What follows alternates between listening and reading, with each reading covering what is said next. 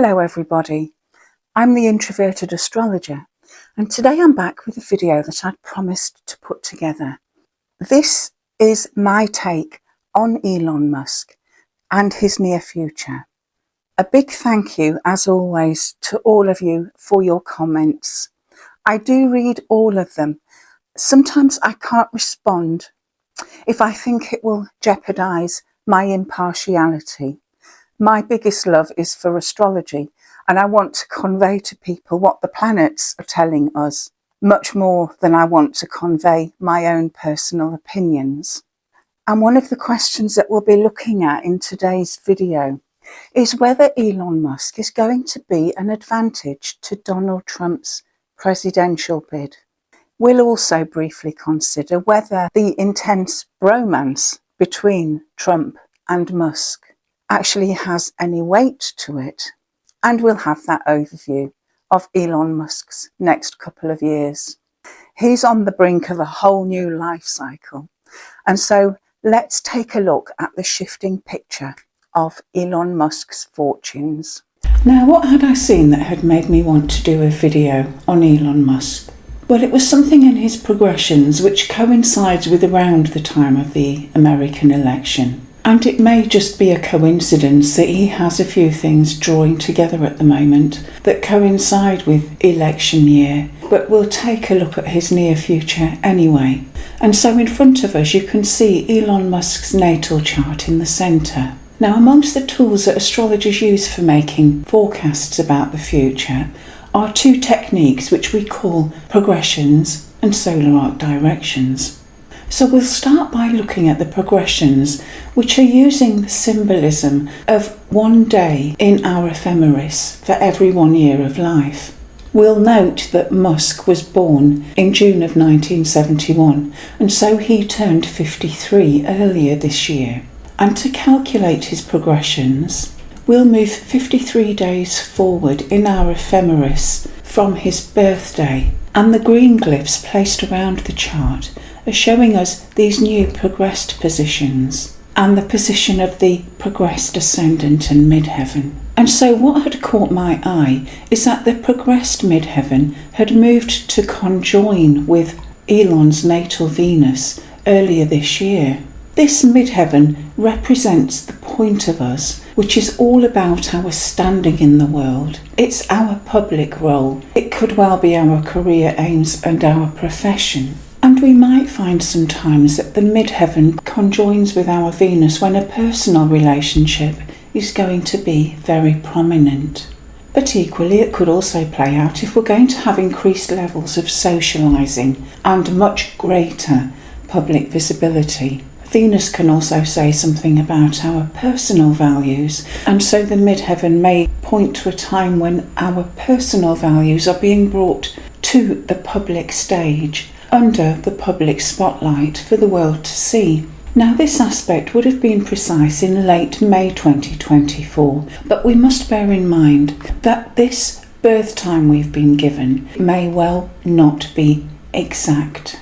Just a few minutes of inaccuracy in a birth time can skew our forecasting work by up to a year. Nonetheless, this conjunction would have been showing that any matters pertaining to personal one-to-one relationships, to socialising and public visibility are taking on much more prominence this year.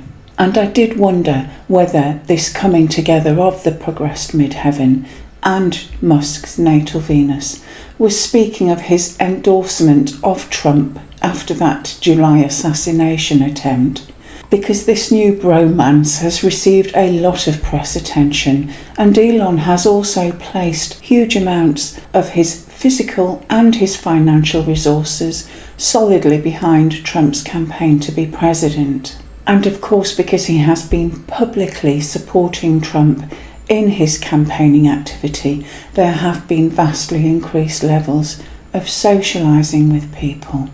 He is getting out there and being very much in the public eye. Let's also take a look at the position of this progressed moon, which is around 18 degrees of Leo at the moment. Is this telling us anything important? Yes, it definitely is. In fact, it is trailing just a few degrees behind the progressed Sun. And this is telling us something pivotal about Elon Musk's progressed lunation cycle at the moment. This progressed moon will soon form an exact conjunction with that progressed Sun. And so this marks the start of a whole new major life cycle. This will begin 2025. And these life cycles are huge, spanning some 28 to 30 years, and it's extremely important when we start a new one. These lunation cycles can be broken down into different phases or stages, each lasting 3 to 4 years, and they can show us when we have peaks and troughs, times of ease, times of conflict. They are speaking of a psychological dynamic that is unfolding within us as our life moves forward. Elon is currently in the balsamic phase, and this is the very final phase that we have before the moon joins up with the sun. And during this phase, we often have to let go of things in order to make space for the new, which will come in time. And so this can be a time which is unsettling because we have to let go of things that we've taken for granted.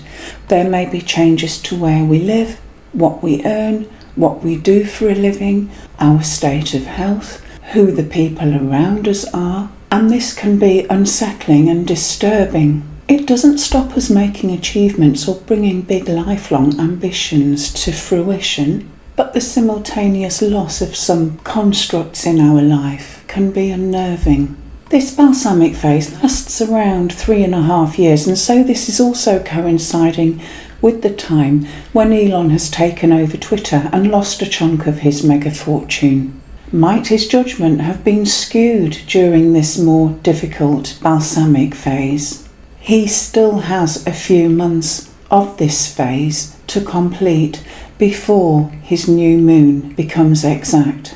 Both the progressed Sun and the progressed Moon are moving through the sign of Leo, and this is all about creativity, self-expression, receiving attention and recognition for our achievements. And so when we have the progressed new moon next year, this will be taking place in the last few degrees of Leo and sets the flavour of the forthcoming major life cycle, which again will be concentrating on creativity and self-expression. It will also be in our second house of resources, whether we are using whole sign or Placidus. That progressed Sun will soon become semi-sextile with his natal Pluto. It will be exact in January. Now, these two planets don't have a natal relationship as such, so there may not be a major life event that manifests with this. But if there was, we would expect some passing issues, perhaps with power and control. This may be a time when we need to redefine ourselves to regenerate or metamorphosize. And this could well take place under pressure too, because the semi-sextile can be slightly pressurised. But we have a few other interesting things coming to light.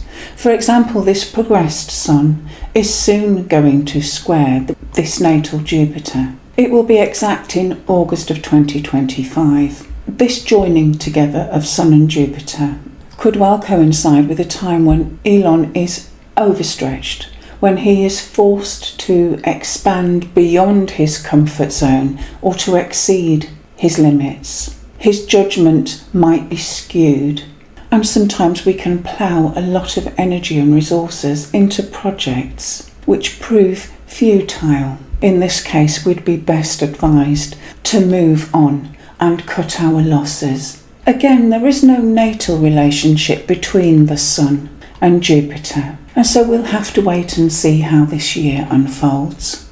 Jupiter can also have legal symbolism, and in this case we might overreach ourselves and suffer some losses legally. This chart is showing those progressed planets and angles on their own, and we can also see from this that Elon's progressed Sun will also pull into a position with his progressed Jupiter.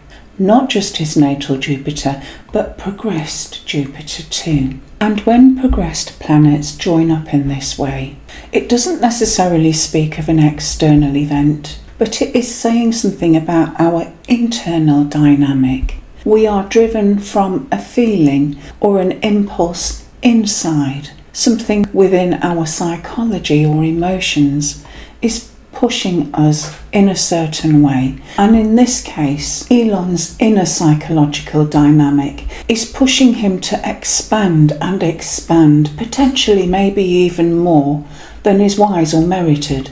He could become somewhat puffed up with his own importance. There'd be a tendency to over-exaggerate our own worth or capabilities. And so we may still grow, but part of that growth may involve recognising that we have lost our sense of proportion. We can also see that this progressed sun will enter into a sesquiquadrate with natal Chiron later in 2026. We do have a natal relationship here, and it's rather a tense one, and so 2026 may be embarrassing or hurtful in some way. This aspect can also have poor symbolisms for our health, but for some reason this will be a defining part of 2026. Now, another common forecasting tool that astrologers can use are called solar arc directions, and these are the positions that you can see around the outer edge in blue glyphs. And all of these points are very sensitive, including the outer planets. One of the problems with solar arc directions is that they can manifest over roughly any time in a 1-year period. So although they correspond with an external palpable event, we can't always be confident that it will be in a precise month. There are quite a few of these solar arc measurements that are active for Elon during the current 1-year period, and so I'll put those up on the screen for you to look at while I carry on talking about one in particular. We had looked earlier at how the progressed midheaven joined up with Elon's natal Venus. Well, the same thing is going to apply to the solar arc midheaven and Venus, and this is a measurement which becomes exact in November of 2024. If that 7:30 birth time is correct. So yet again, we have that really strong emphasis on relationships. They are joining together with our career aims in a way which is truly noteworthy. Venus is also known for being a benefic planet, and so this conjoining is rather fortunate. Why might that be? I wondered whether Elon's solar return would give us a little bit more detail. Does this also bring Venus to prominence? This is his solar return for the period June 2024 through to June 2025, and it shows us the exact minute that his sun returned back to the position it was in at his birth. These are all the solar return planets and points, and we're looking for some very tight aspects, strong aspect patterns, unusual dignities, or planets in early and late degrees which draw our attention. And we can see straight away that we've got a Mars that is very prominent here on the solar return ascendant. It may be in a sign of its detriment, but it is still being given some dignity by its proximity to this angle. So taking action and striking out, perhaps with a new project, is going to be important this year. The other symbolisms of Mars too could be of significance. So for example, conflict or anger or aggression.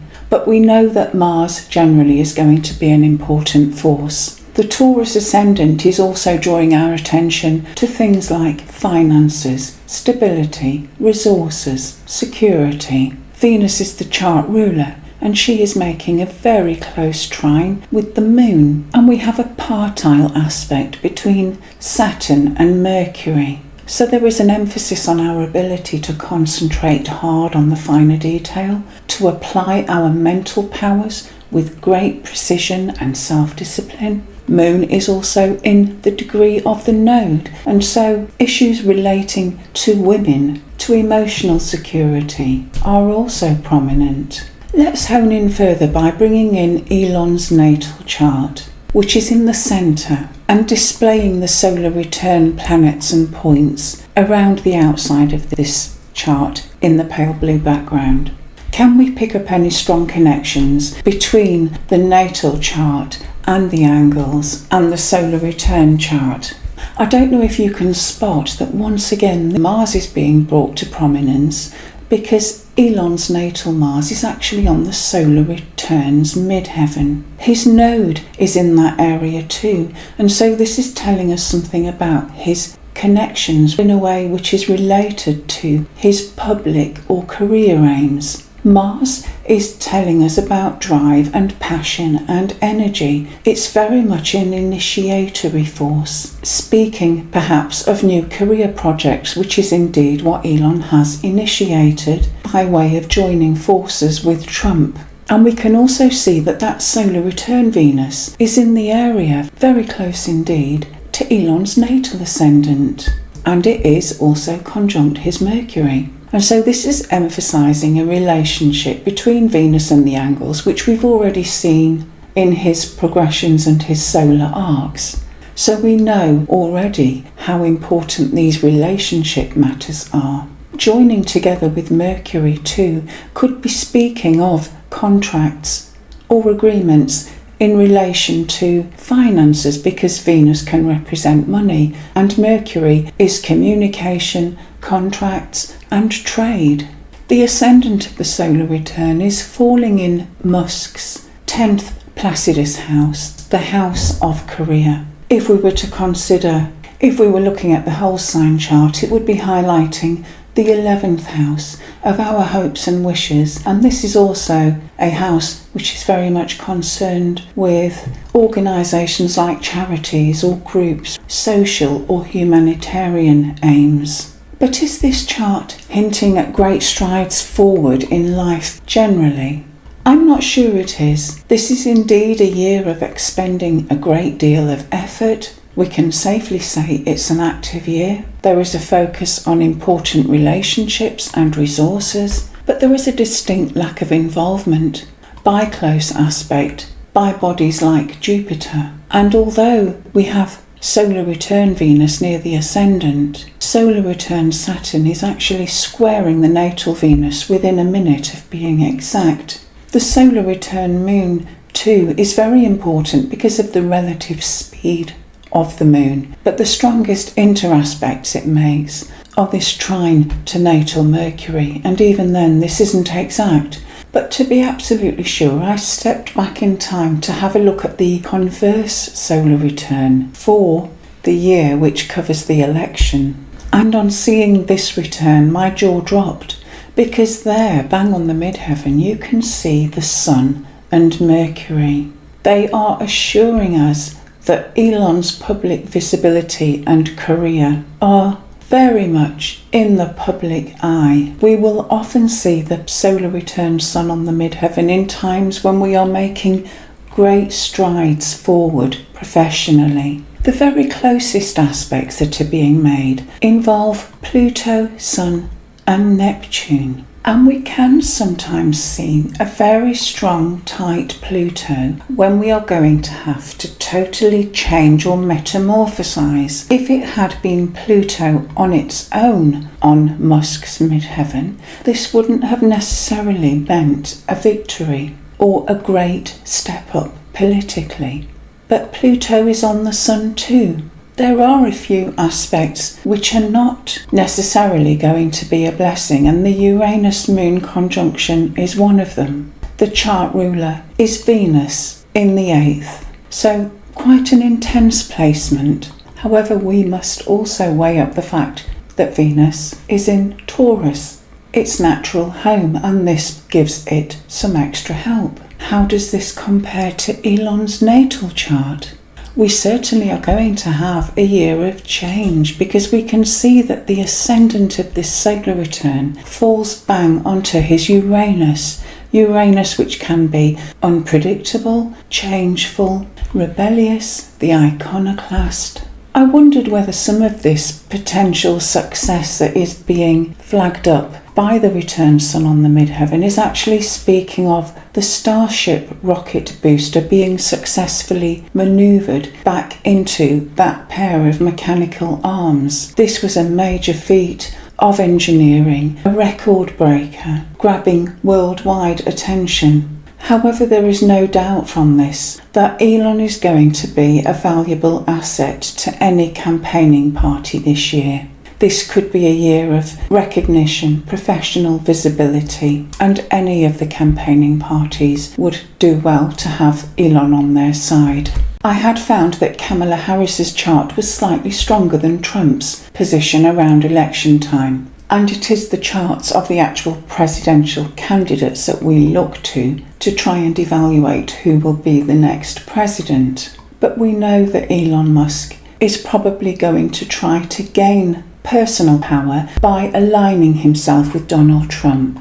And this leads to the question, what will happen to the relationship between them after the November election? If Trump is unsuccessful, for example, would this mean that their relationship would be over? And so I took a look at the relationship chart between these two men, which is the composite chart. This is telling us about the life of the relationship, as though it was a separate entity from these two men. And we can immediately see that Uranus in the first house is telling us that this could well be an unusual relationship. It may be one that sprang up very quickly. These are not necessarily two people that we would have expected to be together. There is also a small danger that it could be unstable. However, if we look at the composite sun, it is in a very good house for all kinds of relationships, and this is because it is in the 11th house of friendships. And so we're looking at common goals and shared hopes. Saturn is very nearby the sun, and so there is an emphasis on shared learning in some way. It doesn't necessarily indicate that the relationship will be long-lasting. It may be, it may not be, but we can find out the truth about ourselves in such a relationship, and the discipline required to keep it going might not always work for us. This is because Saturn brings in some confinement or containment, and this imposes ties or responsibilities on both parties, so whether or not they want these responsibilities is down to the individuals. That exact trine between the sun and the moon, however, is excellent for compatibility within this relationship. These two men will genuinely enjoy sharing each other's company, and they will feel at ease with one another. And this isn't the only sign that there could be a genuine friendship between these two men, even away from any overlapping that there is in their careers. Venus is joining in with this, and indeed her trine to Jupiter is exact too. And so once again we're seeing signs of genuine warmth and enjoyment in each other's company, and that this alliance will bring out their best qualities. It's also likely that they'll be able to speak easily with one another, to be diplomatic and avoid ruffling each other's feathers. There could well be a hidden component to this relationship because Venus and Mercury are in the area of the 12th, and the 12th house can be our unconscious, but also in a relationship it can indicate the part of the relationship that the public does not see, the relationship behind closed doors, and so communication between the two may also have a secret element.